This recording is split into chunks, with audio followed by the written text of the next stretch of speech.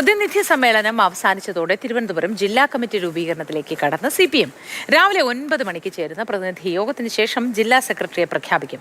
വൈകിട്ട് വിഴിഞ്ഞത്ത് നടക്കുന്ന സമാപന യോഗം മുഖ്യമന്ത്രി പിണറായി വിജയൻ ഉദ്ഘാടനം ചെയ്യും. AK സ്റ്റെഫിൻ വിവരങ്ങളുമായി ചേരുകയാണ്. Stephin, good morning.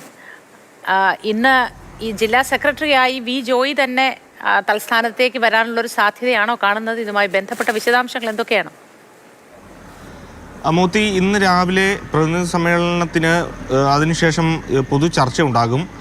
അതിൽ ജില്ലാ സെക്രട്ടറി ആയിട്ടുള്ള വി ജോയി ആ കാര്യങ്ങളിലെല്ലാം തന്നെ മറുപടി പറയും. അതിനുശേഷമായിരിക്കും കമ്മിറ്റി രൂപീകരണം അടക്കമുള്ള കാര്യങ്ങളിലേക്ക് പാർട്ടി നീങ്ങുക.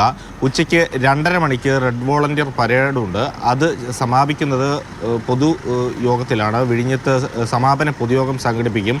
ആ പൊതുയോഗത്തിലാണ് റെഡ് വോളണ്ടിയർ പരേഡ് അവസാനിക്കുക. ഏതാണ്ട് 6000 റെഡ് വോളണ്ടിയർമാരെ പങ്കെടുപ്പിച്ചുകൊണ്ടുള്ള ഒരു മാർച്ചായിരിക്കും ഉണ്ടാകുക.